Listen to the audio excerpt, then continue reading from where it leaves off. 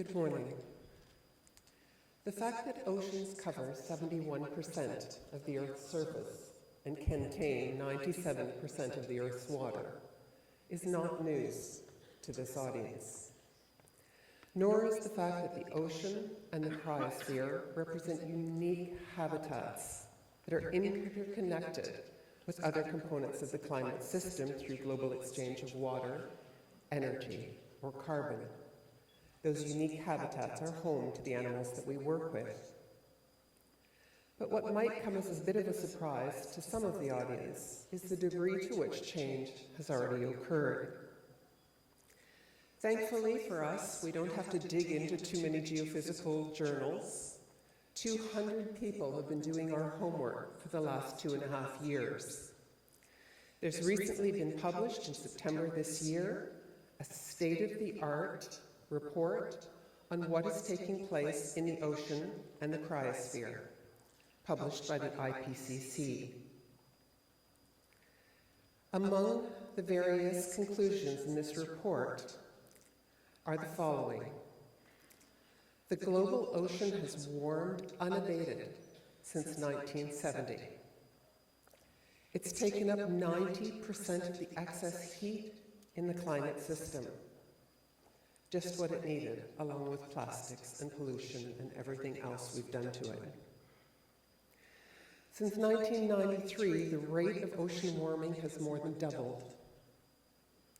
Marine heat waves have very likely doubled in frequency since 1982 and are increasing in intensity. The ocean has undergone increasing acidification at the surface. The loss of oxygen has occurred down to 1,000 meters. Global mean sea level is rising. Increases in tropical cyclonic winds and rainfall and increases in extreme waves exacerbate extreme sea levels and coastal hazards. Over recent decades, global warming has led to the increased and widespread shrinking of the cryosphere, including Arctic sea ice, and also in some regions, Antarctic sea ice. Many marine and freshwater species, too, have already been impacted from the equator to the poles. If we switch from the geophysical and move into the biological, which are illustrated here by the pink and blues, blue are positive impacts, pinks are negative impacts.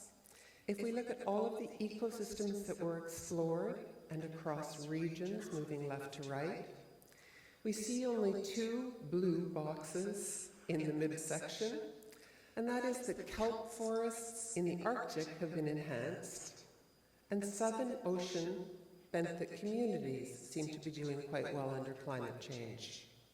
But the rest of the ecosystems are all impacted negatively.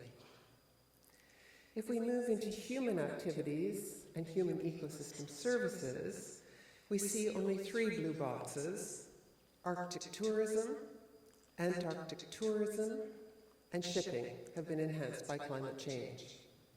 And of course, all 3 of those activities have been positively impacted because of the declines in sea ice, the habitat for all of the marine mammals that I work on. We're now 3 decades into a period of rapid change. The red arrows are 2019, and you see that it's early days in these scenarios, but we already see extreme trends, very clear trends that are taking place. These trends are a climate change risk to marine mammal populations. They're increasing their vulnerability, they're increasing the need for monitoring, they're adding to our already exacerbated problems with many marine mammal populations that have multiple stressors without climate change. And we are seeing impacts. And that is a definition for the rest of our plenary today, and Matt and Kate and Gill are going to help me address those topics. Matt.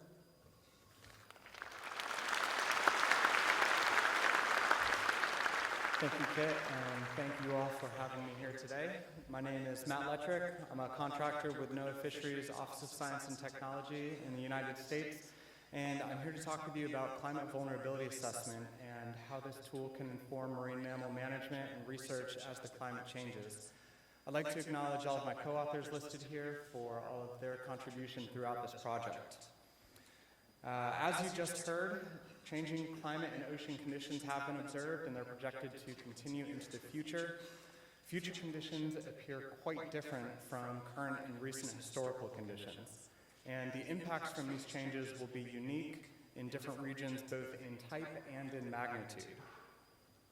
Ultimately, these changes will impact marine mammals, and a number of studies, some of which are shown here, have examined or discussed these potential and realized impacts. Currently, developing models for each individual stock is impractical, unfortunately, but we do have this tool called Climate Vulnerability Assessment, which we can use to characterize potential climate impact on a stock-by-stock basis. So to help NOAA Fisheries fulfill its mandates, we're using a climate vulnerability assessment to provide this type of climate-related information in a management-relevant context. So what is a vulnerability assessment? A vulnerability assessment is a tool to determine which populations may be most impacted by a threat, in this case climate change, and what is it about those populations that could cause them to be impacted. The typical structure has three components. The first is exposure, which is how much of a change that population is expected to experience. The second is sensitivity, which is how much that population may be affected by the change. And the third is adaptive capacity, which is how well the population can cope with those changes. In our framework, we combine sensitivity and adaptive capacity into one single component. There are a number of vulnerability assessment frameworks out there, and they're used for a variety of different uses, things like wildlife, fisheries, habitat. But to our knowledge, there's only one other vulnerability assessment of this type that's been completed for marine mammals. Our method follows closely the model of the fish stock climate vulnerability assessment, which was developed by Hare and colleagues for use with marine fisheries. And our approach also follows closely with the one developed by Sosa and colleagues for cetaceans in the Madeira archipelago. Our approach is both trait-based, and it uses expert elicitation. Through an expert workshop, we identified this set of attributes that you see here to score sensitivity and adaptive capacity to climate change. These span the entire life cycle and the entire geographic range of any given stock that's part of the assessment. Some of these attributes change drastically in between life stages, and in those situations, we provide specific guidance to our scorers in how to deal with those. Generally, we ask our scorers to consider the most limiting life stage. Each of these attributes has well-defined scoring criteria to guide our scorers to place the stock into one of 4 bins. For each attribute within a stock, each expert gets 5 tallies to place across 4 bins to show which bin or bins most closely represent the stock. If a stock can fit into multiple bins, or the expert isn't positive which bin the stock fits into, the expert can place tallies across multiple bins, as you can see in our example here with our prey and diet specificity attribute.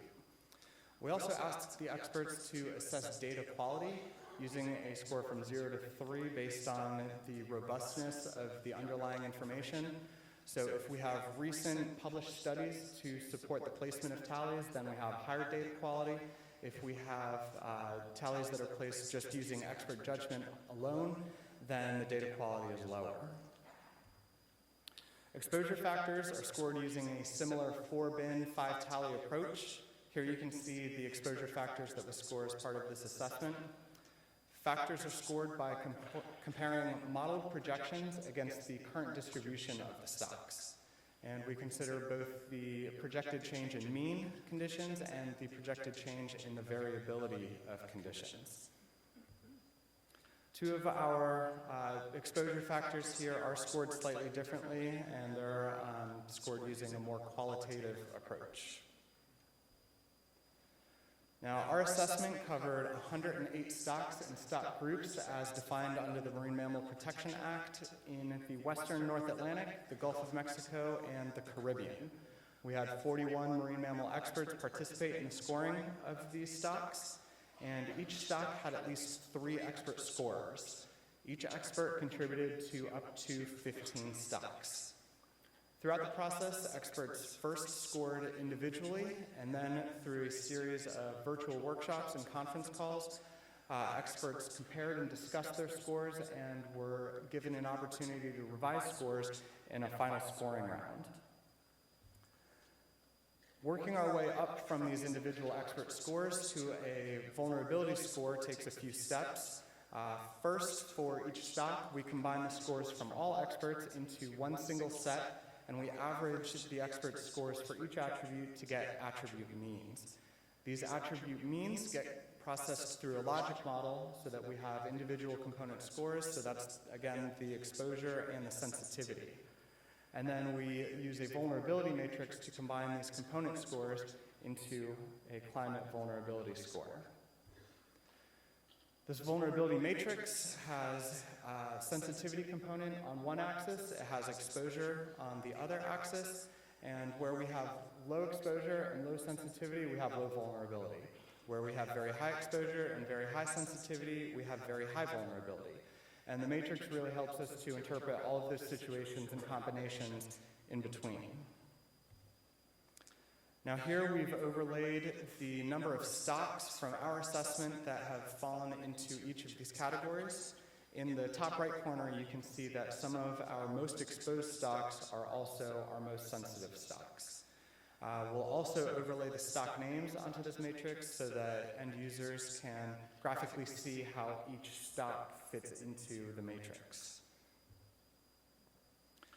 Now, individual stock results are an important component of this assessment and something that managers really expressed an interest in seeing.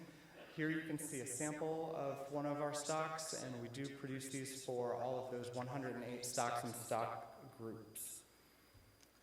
A manager can quickly look at this product, they can see how the experts scored, and they really want to focus in on those attributes and factors that had higher scores and therefore more red bars within them. Also, you can see a column for data quality, so the end users can look at this and understand which attributes and factors had the highest confidence and which ones that they can in turn place the most confidence in. Now, for some high-level findings from our assessment, sea surface temperature, ocean acidification, dissolved oxygen, and air temperature were the primary drivers of climate exposure for our stocks. Ocean pH and dissolved oxygen are likely mediated more through the effects on marine mammal prey than directly impacting marine mammals themselves. And air temperature is more important for our pinnipeds and our inshore and nearshore stocks than for our deep water stocks. Non-migratory behavior, long generation length, high degree of site fidelity, and low stock abundance were the primary drivers of sensitivity within our assessment. So what do we do with these results now? Based on how vulnerability assessments from other disciplines have been used, we can expect managers to use these results in activities under statutory mandates and in developing management plans. And we expect that researchers will be able to use these results to prioritize research directions and to identify data gaps. The results from our assessment will be made publicly available through the NOAA website and eventually through a peer-reviewed publication. And we plan to take this assessment framework to other regions, and we're currently preparing to start the assessment with stocks in the Pacific and the Arctic in 2020. So thank you for listening, and I look forward to interacting with all of you throughout the week.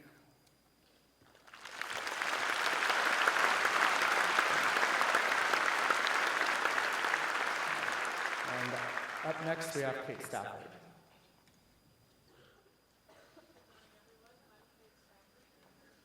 Very much for coming. I'm working on channeling my inner blue whale and bringing my heart rate down. but today I'm going to be talking to you about listening to climate change in the Arctic.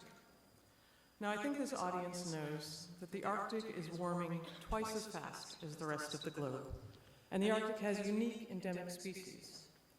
But despite this warming, it can be really difficult to understand the extent and the magnitude of the drivers that are resulting from this change, because the Arctic is a very difficult place to work in.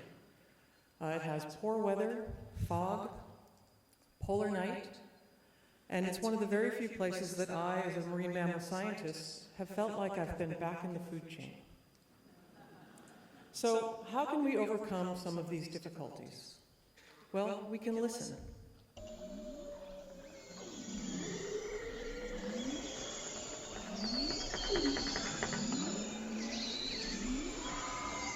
What you're hearing right now is a typical soundscape for the Pacific Arctic in the late winter, early spring.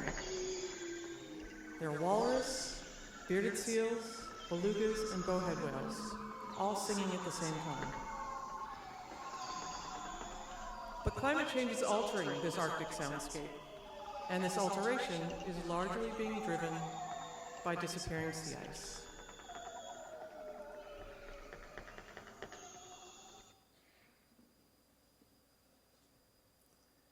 This, I would say this is a little horror movie, shows the past 20 years of sea ice age in the Arctic. So the older ice is shown as bright white. And we know that this reduction in seasonal sea ice is reducing habitat for animals that are ice seals, polar bears, walrus, but it's also changing the soundscape of the Arctic in both direct and indirect ways. One of the direct ways is by letting more noise from wind into the ocean. Now, the Arctic is often a noisy place. You just heard an example of that, and sea ice can make a lot of noise. But in general, ice cover has always dampened the sound of wind in the Arctic. And this is a really nice graphic from a paper by Ethan Roth that just shows you how different ambient noise can be when you have sea ice and when you don't. So the red line is an example under 0 to 25% sea ice concentration, whereas the blue line is essentially ice covered. And notice that even at very low wind speeds, ambient noise levels are much higher without ice. A good example of this might be those of you who were at the icebreaker last night. Inside, there was just this very loud blur of noise behind us. When you stepped out into the night, it became much lower. Stress level went down. We didn't have to shout to talk to each other. And there is research that shows that bowhead whales actually increase the amplitude of their calls as ambient noise increases, but they can only raise their voices so far. One of the indirect results of sea ice, and this is something that Kit talked about, is the human occupation of the Arctic. Through shipping, whether that's tourism, whether that's commercial shipping, or oil and gas exploration. What you're hearing here are air gun pulses recorded in the Arctic. Imagine if this was your reality for many weeks or months at a time. And in a really elegant piece of work by Susanna Blackwell, she found that bowhead whales actually have a dual response to air gun pulses. When air guns are just barely audible, bowhead whales actually increase their call rate, so they call more often. As noise levels get louder, they level off, and then they finally decrease their call rate until they go completely silent. Now, shipping and oil and gas exploration happen in the summer and fall, and this is when these whales are feeding and migrating. So, vital life history events that are being changed by a change in the acoustic soundscape. So now I've presented just two very brief examples of what's happening both from atmospheric inputs changing the soundscape, but also anthropogenic inputs. And I would encourage you all to go see a couple of sessions on ocean noise, and there's a talk a little bit later in the week on the impact of air guns on narwhals. But what I'd like to talk about now, really, for the last few minutes of my talk, is how we can actually hear changes in the phenology of both Arctic and subarctic cetaceans. And to do this, we're going to go to the Pacific Arctic. And I've just got a map here for those of you who might not know where it is. And the Arctic cetaceans that we have are beluga whales and bowheads. They winter in the Bering Sea, and every spring they migrate north through Bering Strait, where they feed in the Beaufort Sea during the summer and fall.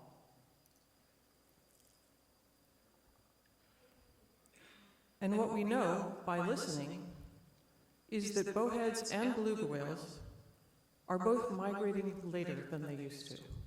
Over the past 10 years, beluga whales have changed the day of year in which they leave the Beaufort Sea by 2 weeks. For bowheads, it's actually 3 weeks.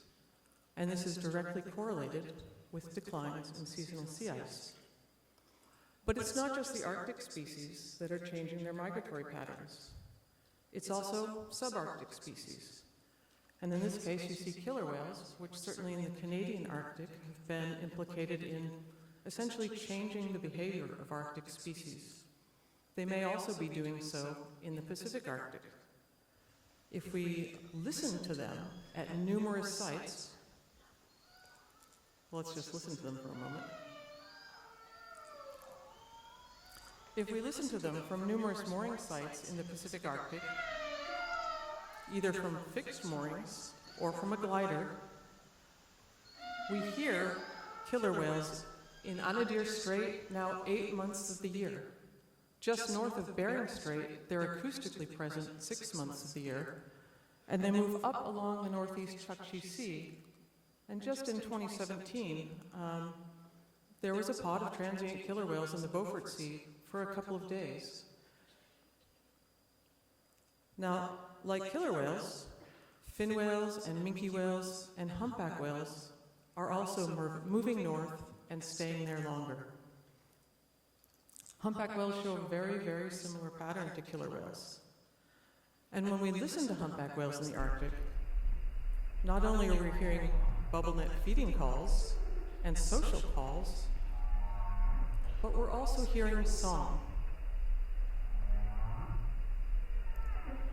And why might we care that humpback whales are singing north of the Arctic Circle well into December?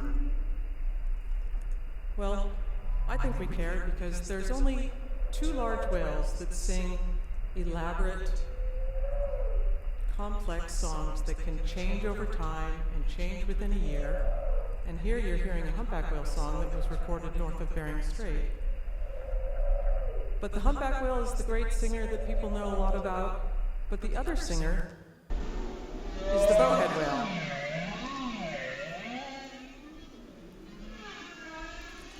And bowhead whales, too, sing elaborate songs in the winter. And what we are hearing now is, if we look at our acoustic detections of humpback whales,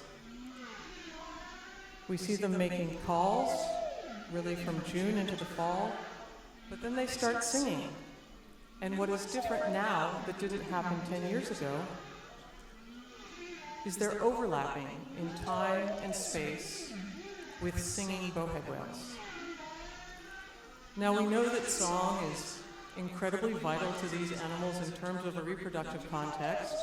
It might identify a population, and we don't know what's going to happen as these 2 songs essentially converge in the same area. And this is just an example of what you'll see and hear is a humpback whale singing north of Bering Strait, nice and loud. And in each of these little blue boxes is a distant bowhead whale starting a song. It's the woo, woo, woo.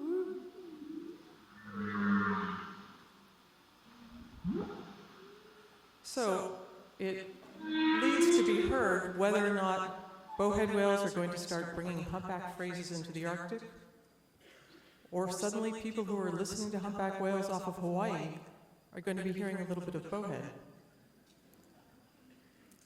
So I've talked to you about how we can listen to climate change from the air and from land and from the sea. But I would argue that the last place we need to listen to climate change is by listening to the voices of Arctic indigenous peoples, listening to their past from traditional ecological knowledge, to the present that they are living in, where the very food that they hunt and harvest and that they rely on for their culture is declining, but also listen to their hopes for the future. And with that, I would like to thank you very much and introduce Gill Braulik.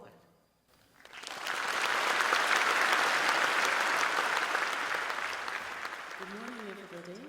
I'm Gill Braulik, and I'm going to take you now from the cold of the Arctic across the world to Asia to talk about some of the most unusual and interesting of all the cetaceans, those that occur only in freshwater in the vast tropical Asian rivers. There are 5 major river systems which drain from the Himalayas that have populations of freshwater dolphin or porpoise. The majority of these cetaceans occur hundreds or even thousands of kilometers from the sea and live their lives in constantly flowing waters, in shallow, complex, and very confined water bodies. It's a totally different environment in which we work and in which to do research. Because rivers are just so very accessible and incredibly useful to people, on average, freshwater species, especially freshwater megafauna species, are even more endangered than those in marine or terrestrial environments.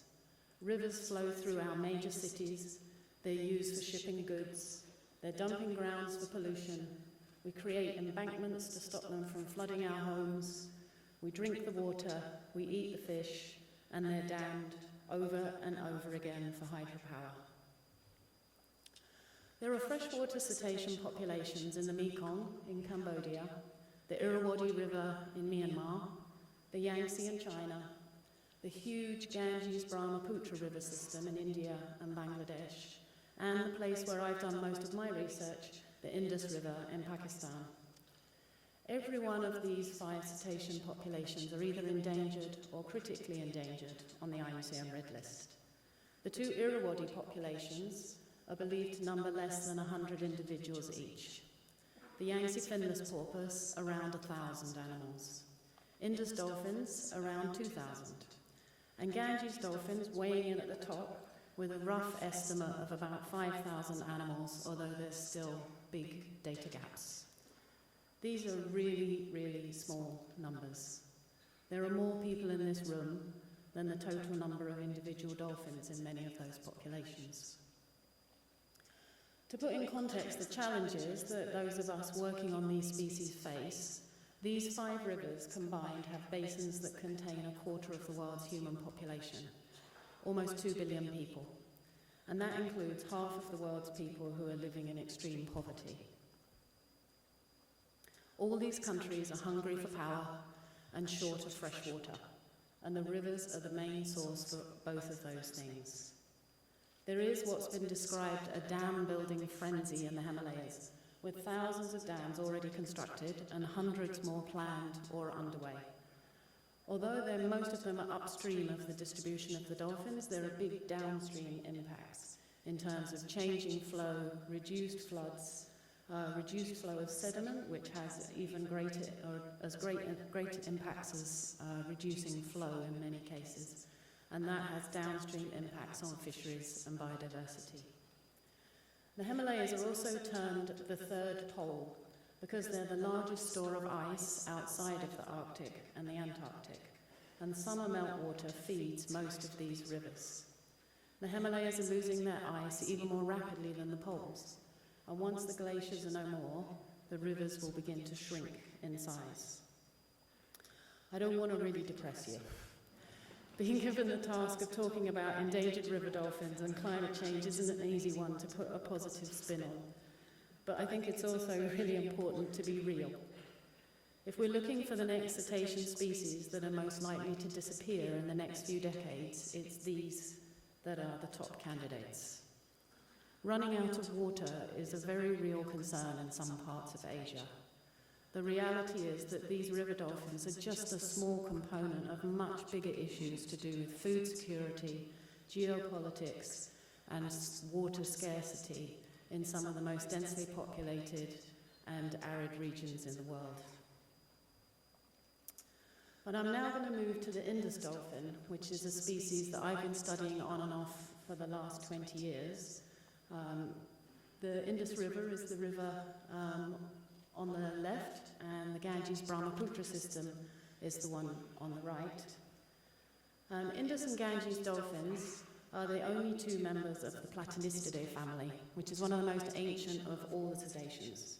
They diverged about 23 million years ago, and actually in cetacean phylogenetic trees, they cluster with Kogia and beaked whales. So they're really different to marine dolphins, which is one of the reasons why I think they're so fascinating. They're brown, they're virtually blind, and typically they swim on their side, trailing one flipper along the bottom of the river. Interestingly, they also have amongst the lowest genetic diversity of any cetacean, only 3 haplotypes in each river in the entire mitochondrial control region.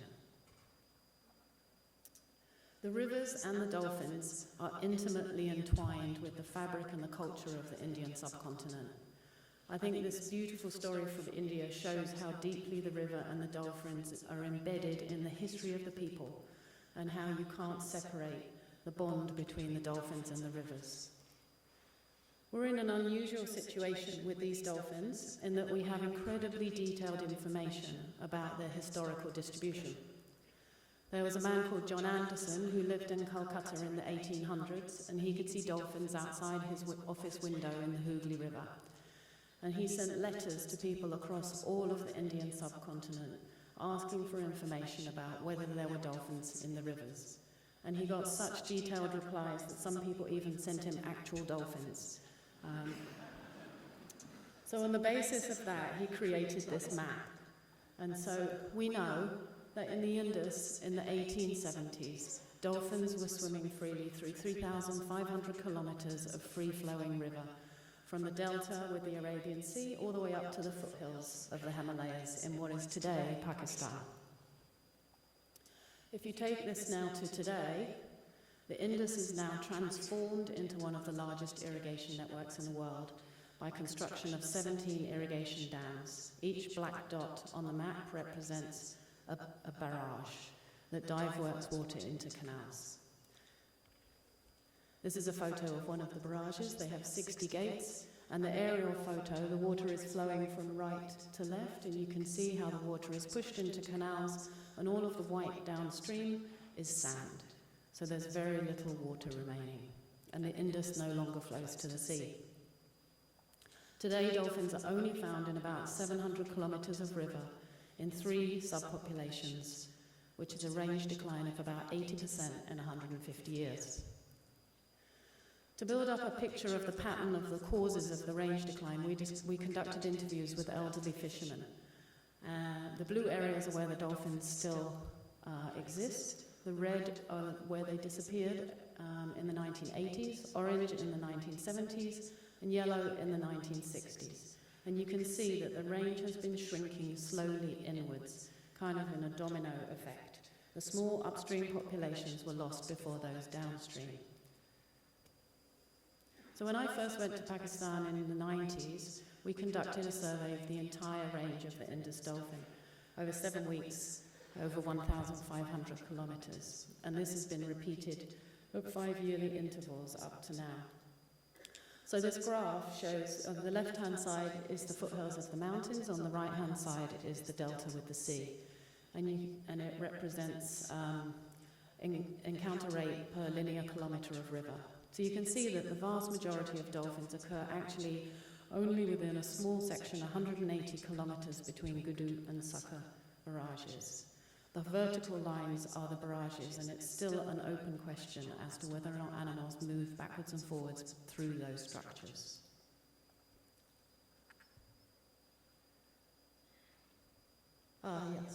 This is our most recent abundance estimate from 2017.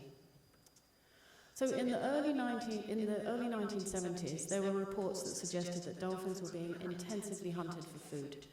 by local people. They used tame otters to attract dolphins, and they were caught with baskets, to the point that it looked like the animals may be going to disappear. Then dolphins were protected under the Wildlife Protection Act. The hunters were forcibly moved away, and hunting definitely stopped in the mid-1970s. Now, there have been annual dolphin counts that have been conducted every year since 1974, so over 45 years until the present. And all surveys have used fairly basic but consistent methods. In the early to mid-1970s, all the counts were well under 150 animals. In 2019, they were recorded just over 1,400 individuals. So we can debate the methodology and the biases, but it's absolutely apparent that Indus dolphin abundance is increasing between Gudu and Sucker barrages, and it's not by a small amount. There are babies everywhere. There's a similar but smaller increase in the other two subpopulations. So this is a fascinating situation of a dolphin that's lost a large portion of its habitat. Its habitat is completely fragmented by barrages. The downstream areas are dry. But within the areas where it remains, one particular threat was identified and removed, and now the population is starting to recover. So I'm in the fortunate position where I can share with you a positive story. But the other river dolphins, the prognosis is not likely to be this positive, including the animals in South America and in Borneo, which I haven't covered in this talk. And there's still enormous gaps in our knowledge. Even if you remove climate change from the discussion, these animals are seriously, seriously threatened.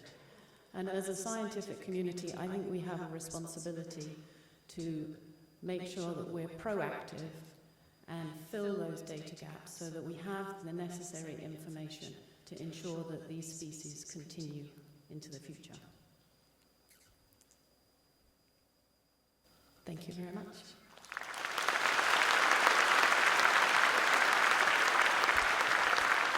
And we return to the Arctic to end our session today. My colleagues and I work in the North Atlantic Arctic, which has experienced the greatest rate of change across the circumpolar Arctic, which other people have mentioned already, is increasing or has a rate of climate change twice the rest of the globe. So it's not something that makes us very happy that we're the front runners in this particular thing. We've lost about 20 weeks of sea ice coverage in the last 3 decades. So literally months less sea ice coverage. And sea ice is essential to all of the Arctic endemic marine mammals. The Arctic is a warmer, wetter, and wilder place, undeniably. Ask anyone working or living there. We see the change in all aspects of dealing with Arctic systems. Sea ice is in a new state. There's much less Arctic sea ice. It's much thinner and hence much less stable. There's less multi-year ice, which means there is less biological productivity in the ice community, the sympagic community, and there's a much shorter annual sea ice season. Now, ice is all important for the Arctic endemics. It's a birthing and a nursing area. It's a resting and a molting or a hunting platform. It provides protection from storms. It provides protection from open water predators, which, as Kate mentioned, are there more of the year. It's a low competition environment in which these wonderful Arctic specialists have made a home.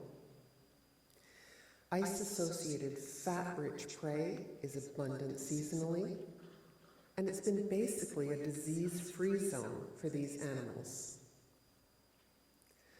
Species such as ring seals are born on ice and live in association with sea ice throughout their lives.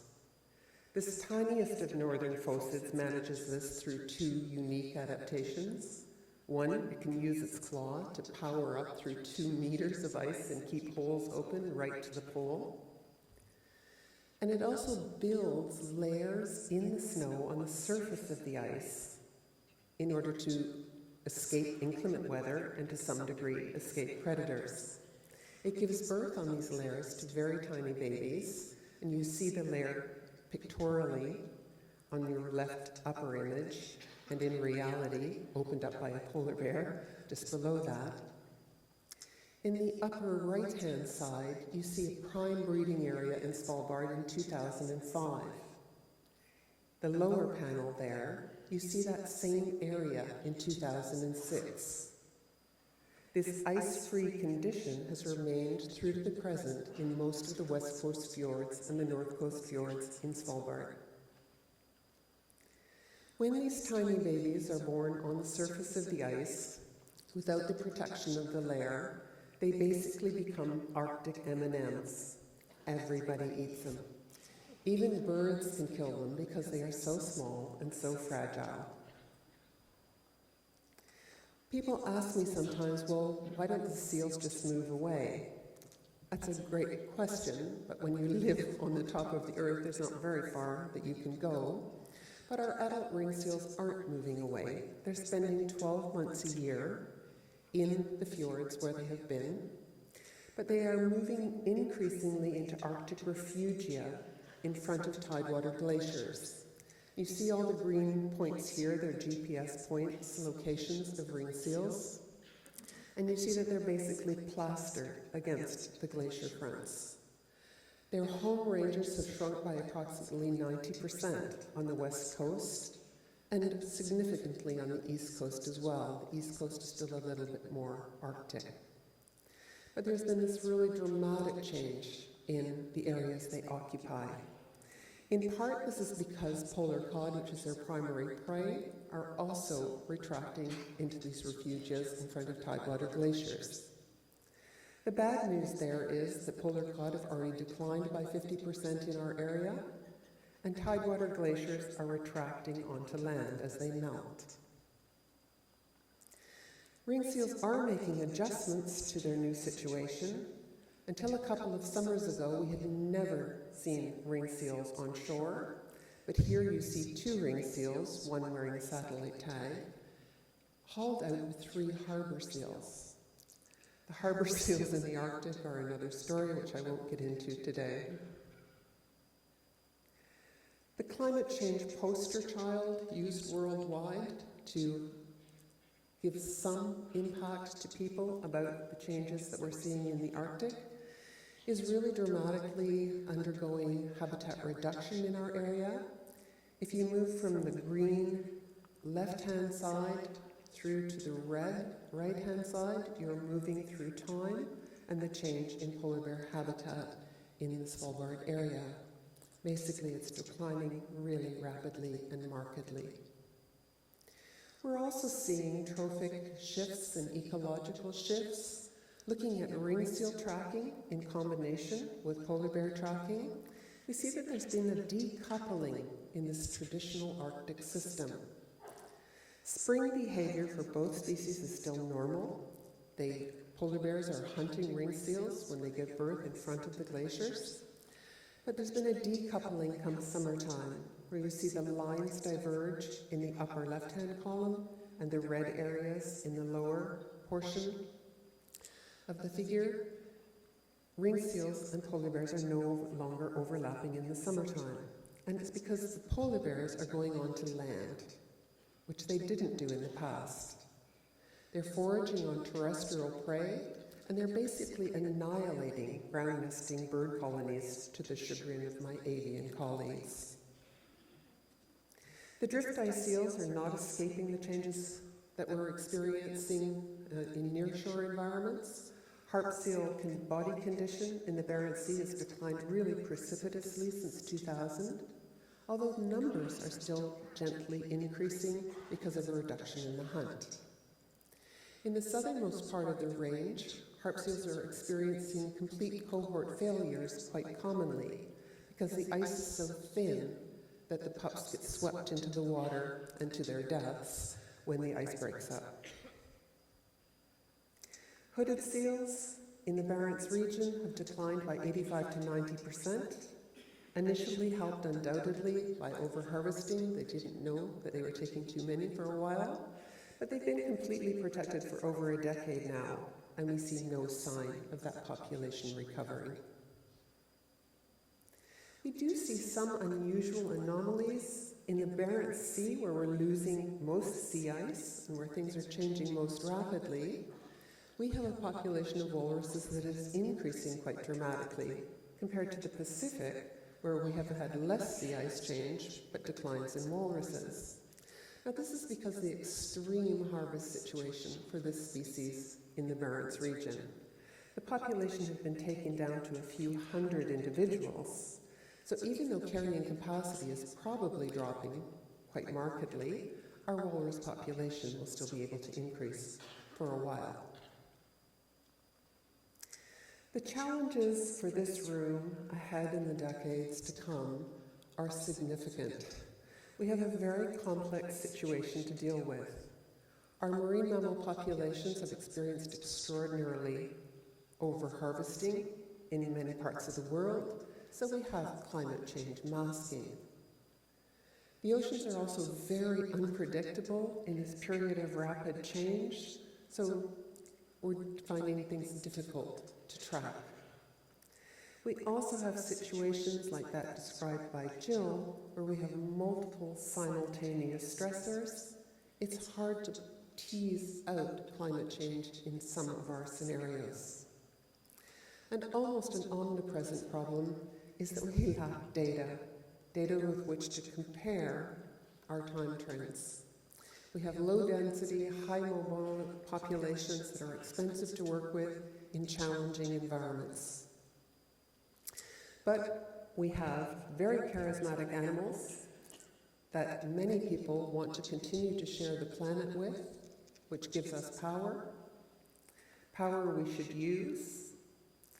We need to convince our governments that they need to take climate change seriously, and we need to do it too. Thanks very much.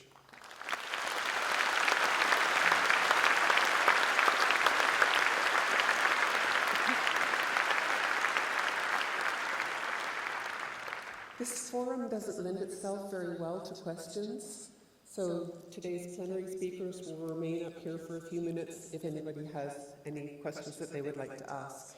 Thanks kindly.